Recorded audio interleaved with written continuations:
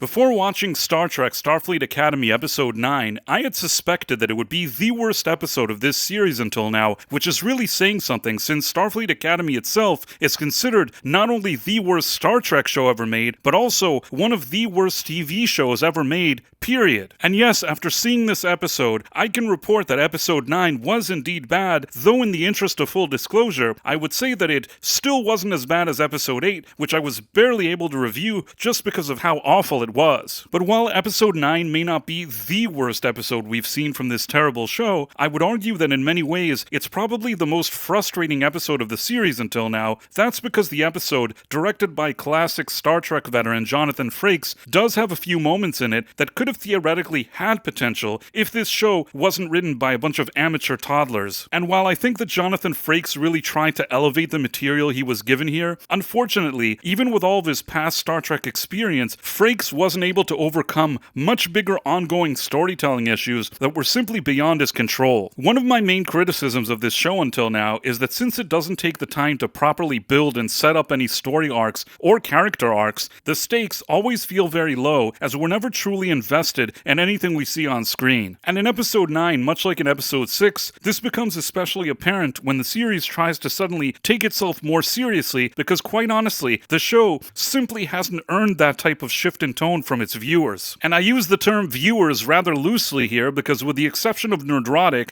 Disparu, Professor R2, and myself, I'm not even sure anybody is actually still watching this sorry excuse for a show. But before we dive in, if you're new to my channel or watch my reviews and haven't yet subscribed, please take a second to do that now, as I have suffered a great deal to bring you this review, and your support would really help an independent reviewer like myself. Do it.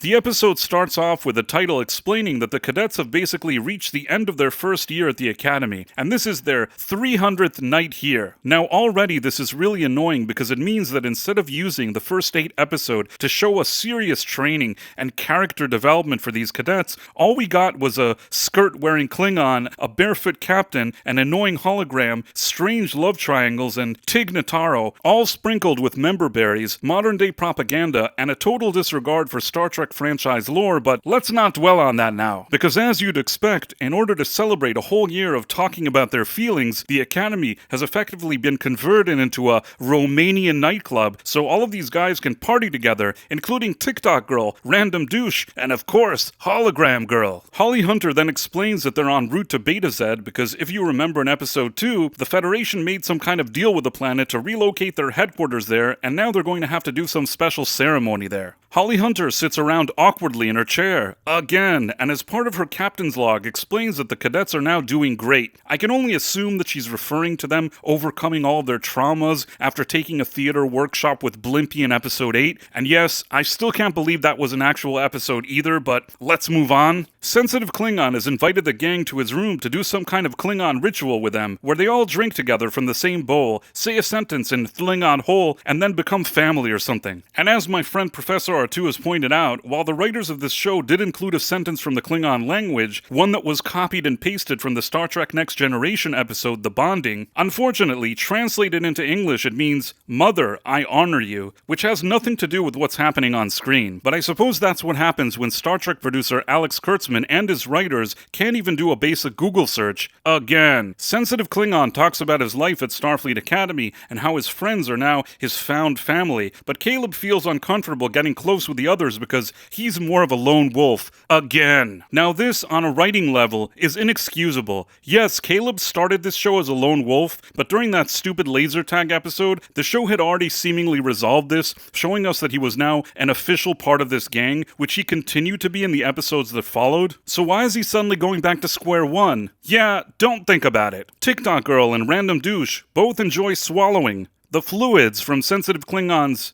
bowl? Which kind of makes sense because after all, this is Kurtzman Trek. But since Hologram Girl isn't a real person, she can't swallow, even though she really wants to. TikTok Girl then starts talking to Hologram Girl about their housing plans for the next year at the Academy, but in a surprise twist, Hologram Girl tells TikTok Girl that she plans to live alone, without her, in a single room next semester. This seems to bother TikTok Girl, and I can understand why, because if my Amazon Alexa asked for separate quarters, I'd be offended too. Now it's Caleb's turn to swallow, but he's like, "Nah, peeps, you ain't my fam, bro." And then he leaves. This is odd, of course, because the writers of this show spent an entire episode establishing that Caleb and Sensitive Klingon are now bros, so why have they completely forgotten about that? Yeah, don't think about that either. Caleb gets into a turbo lift where he meets Betazoid Girl, and then we hear Stephen Colbert as the PA announcer tell an unfunny, naughty joke about keeping your Johnson in your pants. Again. Beyond the fact that this type of humor doesn't actually work on Star Trek, it's also painfully obvious that Stephen Colbert was only added to this production very late in the game for some reason. Which is why none of the characters here ever react to anything they hear on the PA system, because it was obviously dubbed in post-production. Next, Caleb and Betazoid Girl talk about how things are awkward between them because he's seen her naked, and also seen her become Dark Phoenix when she destroyed the hijackers in episode 6. Now, this is absolutely infuriating here, as the writers keep recycling the same plot over and over again. In episode 6, Caleb was annoyed that Betazoid Girl was inside of him, but by the end of the episode, he realized that he was actually into that sort of thing, much like Star Trek producer Alex Kurtzman, allegedly. But then in episode 7, Caleb was once again concerned that Betazoid Girl was inside of him in episode 6, so he was afraid to send her a voicemail, but by the end of episode 7, this matter had been resolved. Again! Then, in episode 8, Betazoid Girl was distant from Caleb because it took him too long to send her a voicemail in episode 7, then she got drunk and wanted to play with his salami, and by the end of that episode, they seemed to be cool with each other again. Then in this new episode, they brought back the same awkwardness that was already resolved in episode 6 again. Like, do the writers of this show bother paying attention to what they've written from episode to episode? I know how lazy they are, but each episode of this disaster of a show costs $10 million to make, and they're not even willing to do a minimum amount of work. I mean, seriously, where is all this money going? Then Betazoid Girl is like, Caleb, why are you always running away? Which again doesn't make any sense. This too was resolved in episode 2 when he wanted to run away but ended up staying at the academy. Then, after Betazoid Girl tells Caleb that he likes to run away, other people enter the turbo lift, so she uses this as an opportunity to secretly run away. Man, I couldn't make this stuff up. Next, Holly Hunter is having a hologram Zoom call with Admiral Poopy and the War College Chancellor. And while I could perhaps understand why the Admiral would be communicating from another location, seeing how this ship supposedly houses both Starfleet Academy and the War College, wouldn't the War College Chancellor need to actually be there in person? Yeah,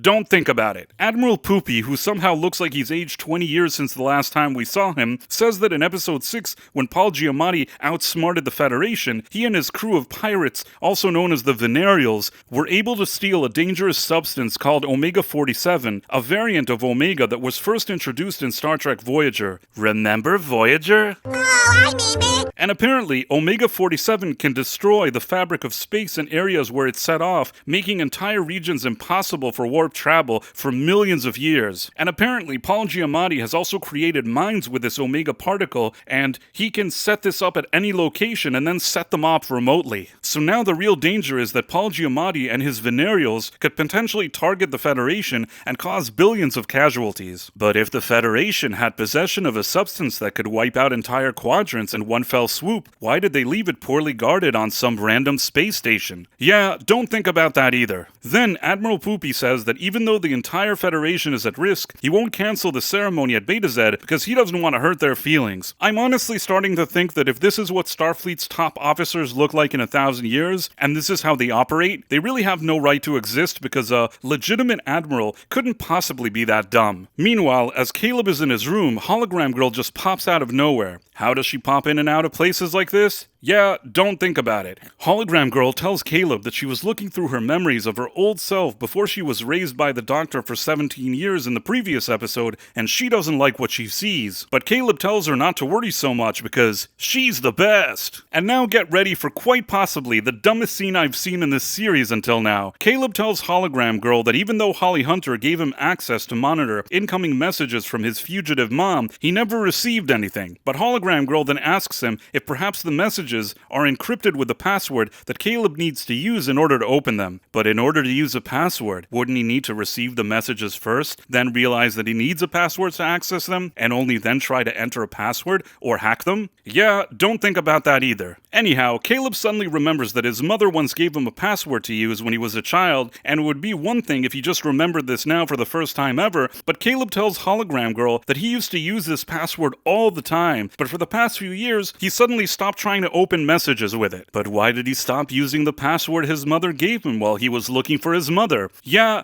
definitely don't think about that. So Caleb enters his mom's password, and all of his mom's messages from the past 2 years miraculously appear, where he learns that she's currently on a planet called Yukuk. And if this didn't already sound absolutely ridiculous, it somehow gets even worse. Caleb asks Hologram Girl if she could reverse engineer the encryption so that he can locate his mother. But why would she need to do that when he can just click reply on his mom's last message and then respond to it, and then set up a meeting with her? Don't you dare think about that. Hologram Girl says it would take a long time, so Caleb decides to go talk to Holly Hunter, but when he arrives at her office, he sees her talking about limiting all travel because of Paul Giamatti and his venereals. So when Caleb understands that the Federation is essentially in lockdown, he decides to take matters into his own hands and go find his mother on his own. He then runs into Betazoid Girl and tells her that she's the best, and then he talks about his feelings. Again. Then Caleb, who is of course the greatest hacker of all time, sneaks into a shuttle and hacks into its computer so that he could steal it, but Hologram Girl, who always seems to be one step ahead of him, arrives out of thin air again, and when Caleb tells her to leave, she's like, "Nah bro, you my peeps, yo." Initially, Caleb hesitates, but when she tells him that she's smarter than him, he agrees with her and lets her stay. Then, in a series of crazy plot conveniences, TikTok Girl happens to show up because she had volunteered to monitor shuttles or something. Initially, it seems like she may snitch on Caleb and Hologram Girl, but then she just ends up joining them. Then random douche accidentally shows up on the shuttle too after being drunk and taking a wrong turn. But isn't it strange that 4 people who are all friends ended up on this specific shuttle at this specific time without coordinating with each other? Yeah, don't think about it. The gang steals the shuttle, enters warp speed, and runs away. Betazoid Girl decides to go to Caleb's room where she sees sensitive Klingon looking at his mom's messages, which Caleb just left around unlocked out in the open. The gang finally arrives on the planet of Yukuk, but since there's turbulence getting there, random douche barfs glitter again. Betazoid Girl and sensitive Klingon go tell Holly Hunter and Tig Notaro what's happening. Then, on the planet of Yukuk, in what has to be one of the biggest plot conveniences ever committed to screen, Caleb runs into his mother about 5 minutes after their arrival, and even more conveniently, she immediately recognizes him after so many years. Perhaps if the writers of this show would have properly built up this missing mother storyline over several episodes and given Caleb some real character growth, maybe this scene would have meant something to somebody, but they didn't, so it doesn't. Another issue I have is that Tatiana Maslany now has a pixie cut. Now, I know that what I'm about to say may sound controversial, but I have to be honest, very few ladies can legitimately get away with this type of haircut. So if you're not Halle Berry, Charlize Theron, or Rihanna, it's probably best just to steer away from it altogether. Holly Hunter notifies Admiral Poopy of the missing cadets, and he hints to her that he will look the other way and condone any action she takes because she's the best. But if she just lost track of 4 cadets, how exactly is she the best? Yeah, don't think about it. Meanwhile, the doctor arrives and says that they've programmed the starship to run on autopilot or something, so that'll help them fly it without a crew. Caleb's mom tells him that Paul Giamatti helped her escape, but then she ran away from him because he's a jerk, and she's surprised that Caleb had actually seen him. When she asks Caleb how he survived all these years, he said that he followed her teachings. He also doesn't mention that he's with the Federation now because he knows how much his mother hates the Federation. The only thing that unintentionally got a laugh out of me in this scene is when Caleb tells his mom that he didn't open her emails for years because he was dumb and forgot to use her password. Hologram Girl then pops out of thin air, again, because that's what she does now, and then random douche and TikTok Girl arrive too, and Caleb's like, "That's my mom's, yo," and to his mom, Caleb's like, "These are my peeps, yo." But she thinks they're sus because their hands are too clean to be hard criminals. But then TikTok Girl pretends that they need parts because their shuttle took damage. Back at Starfleet Academy, it turns out that Betazoid Girl and sensitive Klingon, who's wearing a skirt, again, increased the pressure in an airlock by 0.29%, and so they were able to stay on the ship when all the other cadets transported out. But why does increasing the pressure in an airlock make them undetectable? Yeah, don't think about that either. Unfortunately, though, at this point, Holly Hunter can't transport the cadets anywhere else, so she tells them to wait in her office. Caleb's mom fixes TikTok Girl's parts using programmable matter, a plot device that the writers here roll out frequently that just magically fixes anything without any real explanation. And after the cadets' shuttle is spotted, Paul Giamatti sends his venereals to conquer the planet of Yukuk.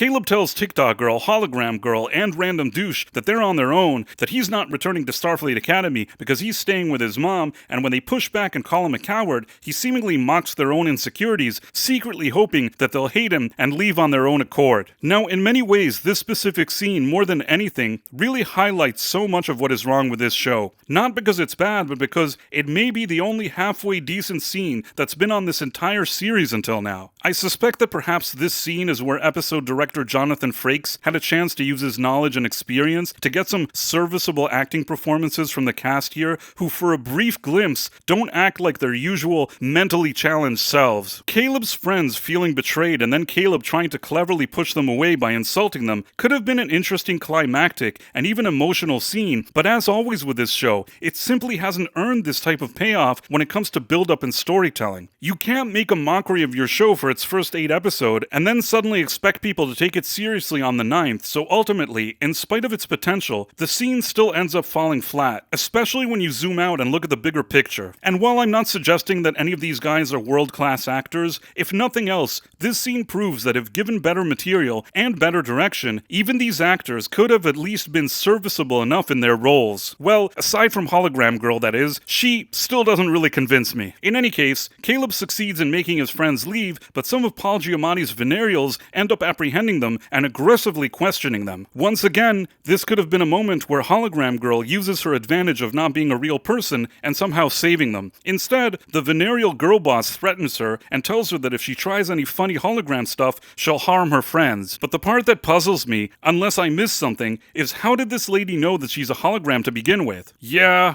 don't think about it. Faced with a dilemma, Caleb tells his mom that he has to help his friends while confessing to her that he met them while at the Federation, which she hates. Initially, he tries to create some type of distraction, then his mom tries helping them as well, but when all else fails, she ends up firing at the venereals and getting shot herself in the process, and just as everything seems lost, Holly Hunter shows up with the Starfleet Academy starship. We then get the most cringy sentence from Hologram Girl who's like, "Now that's a flex, yo!" Because I'm pretty sure nobody 1,000 years into the future is going to be using that type of 2026 slang, but whatever. Holly Hunter transports the cadets and Caleb's mother onto the starship and then enters warp speed, but then they get knocked out of warp speed by Paul Giamatti's venereals, who are also holding their ship with their tractor beams. How were Paul Giamatti's venereals able to knock them out of warp speed? Yeah, don't think about it. Although Holly Hunter tries to break free, when she realizes that there's no other choice, she tells Tig Notaro to separate from the saucer, which they end up doing and escaping into warp speed. Then we have another preposterous development where we learn that Paul Giamatti has basically surrounded the entire Federation, including 2 quadrants with Omega-47 mines, and now they're all trapped aside from Holly Hunter and the cadets, who are the only ones outside of his minefield. This of course raises a number of questions, but the biggest one has to be, how was Paul Giamatti able to steal so much of this dangerous substance and have so many mines that he could effectively trap them this way? Like, he'd need to have millions of these mines, and it just doesn't seem plausible at all. As usual, neither Star Trek producer Alex Kurtzman nor his writers have given this too much thought because they're total hacks. Again. In a final scene, the Doctor cures Caleb's mom at sickbay, but she's overwhelmed when she sees that he's with Starfleet, and then Holly Hunter walks in and she's completely stunned. Then Tig Notaro tries to send a mayday message, and the episode ends leaving us on a cliffhanger for the season finale. Now again, if this show wasn't such a disaster until now, maybe there were a few brief moments in this episode that weren't terrible in isolation, but between its nonsensical story ideas and so many cringe moments, within the context of this entire series until now, this episode is still a failure overall. The only thing it really proves, again, is that if neither Kurtzman nor his amateur writers were ever involved in this show, and you had more experienced sci-fi writers involved instead, perhaps this series could have actually been something that fans would have enjoyed in some other timeline, but unfortunately, we're stuck with this garbage and there's not much we can do. In any case, I'll be here for the finale, and thankfully after that, we'll all get a break from this Star Trek abomination, because truth be told, I think we all really need it. But if you enjoyed this review and you want to check out my previous reviews for this series, I put a link to them in the description below.